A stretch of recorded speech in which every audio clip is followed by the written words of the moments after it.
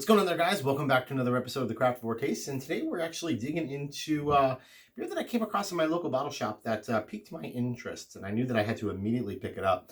And it's actually a beer from Guinness, of course, out of Dublin, Ireland, but with just a slight little twist.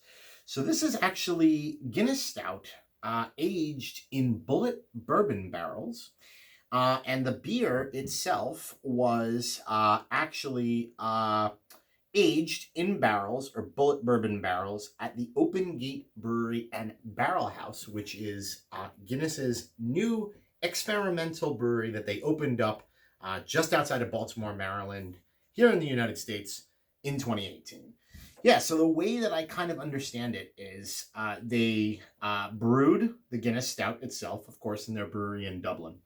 They then ship the stout over across to the U.S., where it arrived at Open Gate Brewery and Barrel House in Baltimore, and then they laid it in Bulleit Bourbon barrels and aged it for a period of time, which I'm assuming is perhaps maybe, I don't know, maybe 8 months to a year, or I don't know, somewhere around that, which I thought was kind of super interesting. So yeah, like in 2018, Guinness opened up this experimental brewery there called the Open Gate Brewery and Barrel House outside of Baltimore. And apparently, yeah, it's an experimental brewery. You can tour it. There's full brewing facilities there. I believe there is, of course, the Barrel House where they're doing beers like this, as well as a restaurant on site as well. I haven't gotten a chance to get on there and visit it, but it seems like something that's kind of interesting that I wouldn't mind if I'm, in the Baltimore area to stop by. I believe it's southwest of Baltimore itself, and I think just a bit northwest of BWI Airport, if I'm not mistaken. So, yeah, and I think the one singular beer that they're actually brewing at the Baltimore location, I think, is the Guinness Blonde. I do not think that they're brewing the actual stout. I believe that's being kept straight to Dublin. So, yeah, as I said, I was at my local bottle shop and I saw this and I was like, wow, that's pretty cool.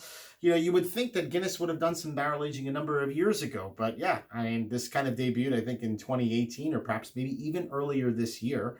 And it just obviously makes some sense, right? They are trying to dive into, a bit more American kind of styled barrel-aged stouts, and perhaps maybe just trying to jump a little bit into that market space that's obviously been dominated by craft for many of years. All right, so kind of cool. So let's go straight into the review, man. Let's take a cap off this guy, take a look at the appearance, get the aroma, taste it, and then, of course, we're going to rate it. And we'll see how Guinness pulls off a barrel-aged stout. All right. I'm going to go ahead and just pull the cap off here. Pour that beer straight into that glassware. Perfect. Okay, so how does she look? Looks like Guinness. Straight up, jet black, about a finger and a half of kind of like a nice little bit of a mocha head. Obviously, if you're drinking Guinness, you're used to that, of course, nitro pour that you get from the overall draft system. So this, of course, does not have that. Would be kind of crazy, though, if they kind of put this beer into the Guinness draft cans with the nitro widget. That would be kind of interesting. But it's just a straight up regular bottle here. And it's, yeah, pitch black. Looks like Guinness. Looks super kind of nice. Let's go ahead and dive our nose into it and get an aroma.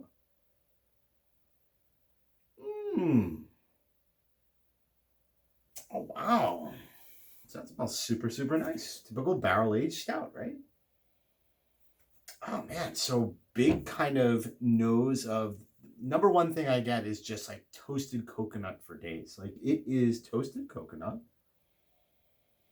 A little bit of kind of course, vanilla and chocolate going on there. Yeah, a little bit of elements of kind of like tobacco, right? Roasted grains. Chocolate, even maybe kind of a little bit of kind of like coffee, but a little bit more also on the back end. But literally, it is a Mounds bar, man. Like it is almond joy. It is coconut for days. God, that actually smells really, really, really good. Not that I should be surprised.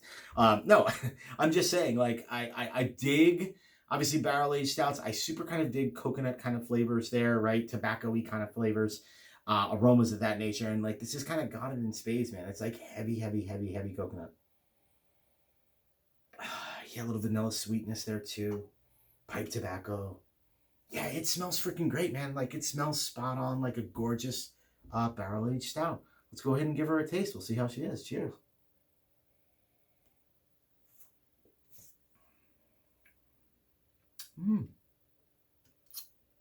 Okay.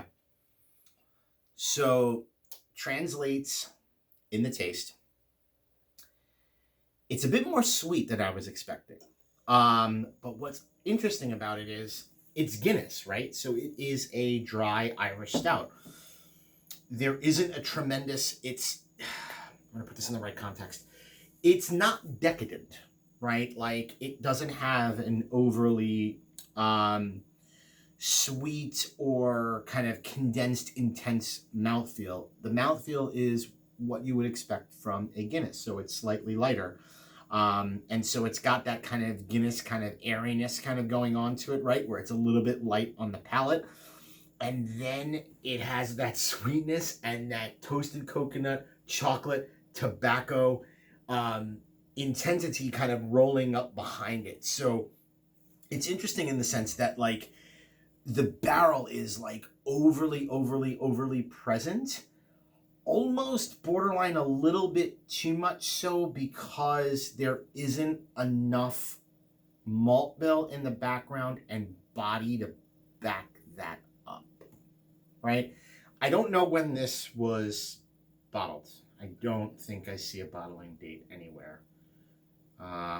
So I know I bought it not too long ago, so it's, possible that this could be kind of like super fresh, and perhaps, maybe some time as it sits in the bottle or whatever, maybe a little bit more of that kind of intensity will kind of die down a little bit, but it's slightly disjointed in that way, but it's really tasty. Like it's really good. I forgot to mention in the second video that I'm doing that, apologies, a little rusty. I'm getting back into producing content more on the regular. It's 10% ABV. I get none of that. Like, there's a perceived booziness from the barrel being so fresh and so intensely present, but it's not boozy alcoholness. Like, it hides its alcohol extremely well, which is interesting. Like, there's just a lot of kind of stuff going on here.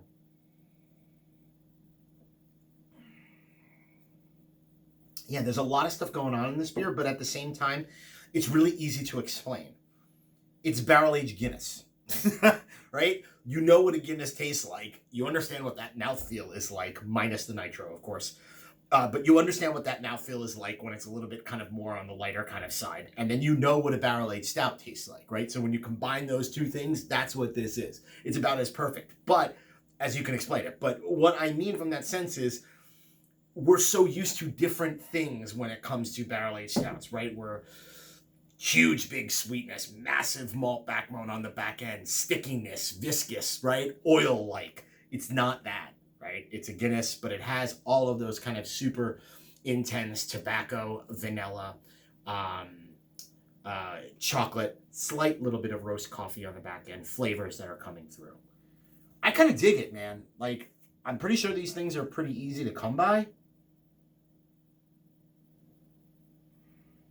And if I was kind of jonesing just for kind of a barrel-aged stout and I didn't really know where to go, and I was just at my local, bottle shop, or I'm assuming you probably even get this with an expanded distribution, maybe perhaps into some grocery stores, I wouldn't mind picking up like a 4-pack of this, honestly. I think from a shelf, barrel-aged stout, New Holland's Dragon's Milk is still going to win each and every day.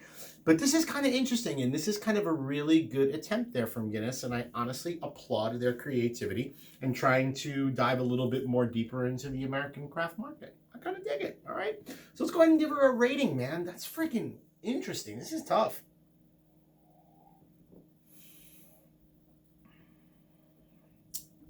Yeah, I'm comfortable giving that a 4. I am. I think that's kind of where it's at. I think I've explained it as best as I possibly can. And again, it's tough. I mean, it's a 4-cap beer. That's what it is.